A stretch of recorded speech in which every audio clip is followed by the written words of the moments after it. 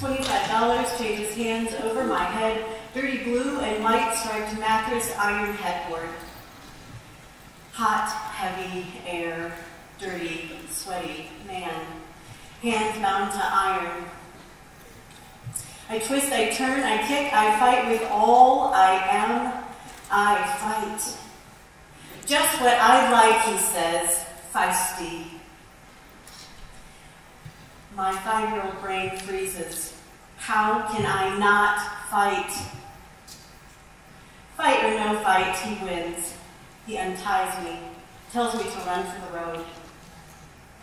I fall on the broken, dry dirt, but Grandpa is there, and he picks me up. He chuckles at my fear and my tears, and he carries me to the car. That's my story of the very first time my grandfather sold me for sex at the age of 5. It is the day that I remember the earth quaking beneath my feet, that I could no longer trust that there was going to be solid ground beneath me. He'd been grooming me for several years up to that point, so I was already brokenhearted, but that was the day my heart shattered. I didn't know what to make of the world except to expect more pain and more suffering. And I remember being unsure of anything beyond that moment. It happened several more times in my childhood, and in my teens and my 20s, of course, I had major depression, suicidal attempts. I had post-traumatic stress disorder, but that was before it was a thing, before it was a name. Later, I was diagnosed with complex post-traumatic stress. So for the victims of all the people that are ripping off that Band-Aid and saying, me too, I'm here to represent them today. And I am here to talk about the ways that I had to expand from that young girl to the woman I am today. How did I have to expand to be able to share my story in a public way? And I think that we have something to learn about it. When we've gone about healing in my teens and my 20s, things were very narrow-minded, very small, and we need to expand that. To be able to really take this pivotal moment in history and turn it into something significant, so that we never go back, so that we rise up differently.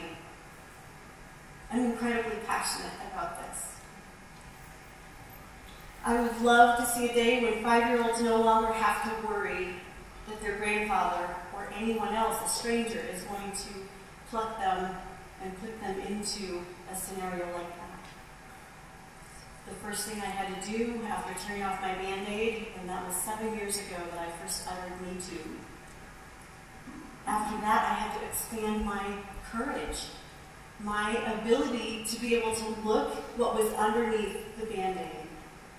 The havoc, the chaos that resided under there, which was deep inside of me. And after that, I had to expand my honesty. Yes, this really did happen. I didn't make this up. There are witnesses. There are other people that experienced it as well. My grandfather's long dead. I can't do anything about that. So that expanded my responsibility. It was up to me, just me, to heal this wound. At age 42, I had to take a deep breath and say, what's next? How do I repair this? In my 20s, I'd been to therapy. I found myself pregnant with my first child and terrified of becoming a mother. And that drove me into therapy. And in there, we unpacked a lot of stuff, but not this. I also did pharmaceuticals in hopes to alleviate my major depression. Because if there was one person that would cause me to make changes and improvements, it was my child. Being a mother was a huge responsibility, and I wanted to be a really good mother. So I had to find my feet on the ground. I had to figure out how to live in my body again. And I had a psychiatrist. I went to several because insurance always changed, and I always had to start off with another psychiatrist, another psychologist, and it was, that a little bit of a rat race. But I finally landed the psychiatrist that I spent a year with. And in that space, he discharged me from care. We tried every family of medicine on the market, with nothing that really helped long term. And he discharged me from his care with these words: "Angela, there's not a pill that will heal your broken heart." And I was 29 at the time. I left his office thinking to myself, how do you heal a broken heart? I have no idea. And now, 20 years later, I can tell you how to heal a broken heart. So in my healing process that started long before 42 and my Me Too, but the parts that I want to talk about are what I visited after I finally tore off that Band-Aid. And it was somatic body therapy. I had to honor the trauma that had embedded deep in my body, all that stress. And I had been trying to hold it in, and the price and the cost of holding it in was far greater than my ability to release it. So through guided therapies like unwinding in the physical therapist's office, I was able to let go of that stress and that tension. Through trauma yoga therapy, it's the same. Trauma yoga. Sounds like an oxymoron. I wrote a poem on it. I wasn't sure how it would be really different from regular yoga, but it was different, and it was empowering. The therapists that I used that were the most beneficial to me were the therapists that met me at the door. They were eager to help me unpack. I was ready to work it and get through. I wanted to be on the other side, here. I didn't want to stay stuck in it anymore. There's lots of other therapies that I used, and I think that we could come up with a really great model of care that is breaking boundaries, expanding our boundaries. And with that model of care, it's an idea for communities like Grand Junction to be able to say, okay, if we really want to wrap our arms around this, and we really want to help the people in the Me Too movement, how can we do that? Can we offer trauma yoga? Can we offer somatic body therapy in conjunction with our therapeutic training? What more can we do for trauma-informed care? There's so much, this is such a big conversation, and there's a little bit more that I want to talk about. And that is that on the other side, this is something to park in the horizon, the topic of forgiveness. And in the early days of my sharing my story with friends, well-meaning people that didn't know quite what to say, their response was, "You'll have to forgive him someday." And that was like the other F word to me. I was not interested in having a conversation about forgiveness. What does that look like? I had no idea. So I gave myself permission internally to never forgive him. I gave myself permission to have it be my last breath on earth, in hopes of the next lifetime being a little bit better.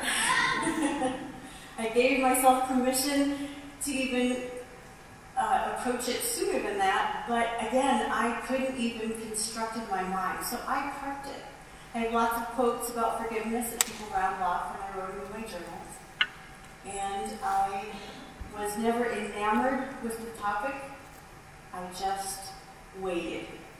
And 3.5 years after my Me Too, I was at a retreat one weekend, and it's what came up inside of me. The theme of the retreat was not forgiveness, or I never would have gone. But from that moment, it was something that stirred up in me, and I thought, oh really, is this the time? Is this the opportunity? But again, all weekend long, I gave myself permission to park it. Maybe, but maybe this is just that initial conversation within me. And by the end of the weekend, I was more than ready. Because I realized, this was what I had to ask myself, what would life look like without this subtle, low-lying resentment towards my grandfather? What would my life look like without that? I had no idea because I had grown up with resentment. He had started grooming me at the age of 2. So there was this opportunity, and I stepped into it. And it was a very worthwhile process. I'm not going to lie and say it was easy and all rainbows and stuff like that. It was a very emotional and a very visceral process. I utilized all those tools that I had learned to be able to take care of myself. I utilized them in those 3 days. I cried and I sobbed and I did all sorts of body motions and movements to be able to let this thing come out of my body. But it was a very worthwhile experience. After that, for months, I would think about people and situations and experiences where I had been hurt in the past. And they paled in comparison to my grandfather's harm. So it was like, oh, I used to be upset about that. Well, not anymore. I don't need to. It's gone. It was easy to just continue moving through and forgiving all sorts of people. That, like I said, their harm was minimal compared to what my grandfather had done. So I'm an advocate for unpacking and widening and broadening our healing experience. That we think we might know what it takes to heal. I wish we could do this. I wish we could say, oh, you've got 1 rape under your belt, that's 6 therapy sessions and a journaling session, and then you're done. And it's just not, it doesn't work that way. We know that from the veterans, and we know that now, and I hope we can apply it to the Me Too culture. It's going to take a long time to really, we still have people ripping off their Band-Aid and finding their voice around this. So it could be another couple of decades before we see true change filtered down. But we can do it. I know we can. So I'm here to continue talking about the ways that we can expand ourselves and expand who we are as people. How can we learn to not objectify people? And how can we disengage from the products that objectify people that are in the marketplace, from the movies, and social media? Anywhere that objectifies people leads to the culture of silence, leads to the culture of rape. And that's worth changing. Forgiving my grandfather was probably the best part of my forgiveness journey. And he'd been dead for 20 years at that point. So I didn't do it for him. I did it for me. I believe that we can each take away from this, how do I abuse power in my day-to-day life? Is there some way that I, get rude with a server, a waitress, a waiter? Do I dismiss this person or that person? I think that they're not important enough to listen to in the workplace. This is all, it really begins with us, right now and right here. How can we make the changes in our life to rise up differently?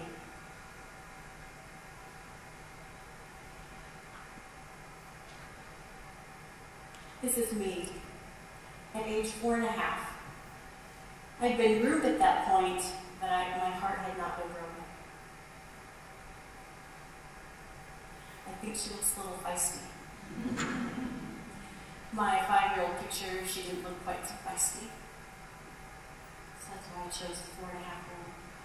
I'm reclaiming feisty. I think I need to, because that world had to fight then, but it wasn't beneficial. My fight is different. My fight now looks like blog posts, talking, speaking about my story and about healing, providing hope and encouragement to other victims of Me Too, encouraging communities to figure out how can we do things differently.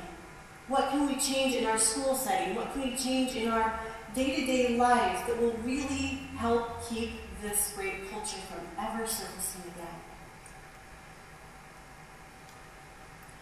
So I would love to see some audience participation at this point. So if you repeat after me. We can do this. We can do this. We can do this. We can do this. I can do this. I can do this. For the children. For the children. We can rise differently. We can rise differently. We can rise better. We can rise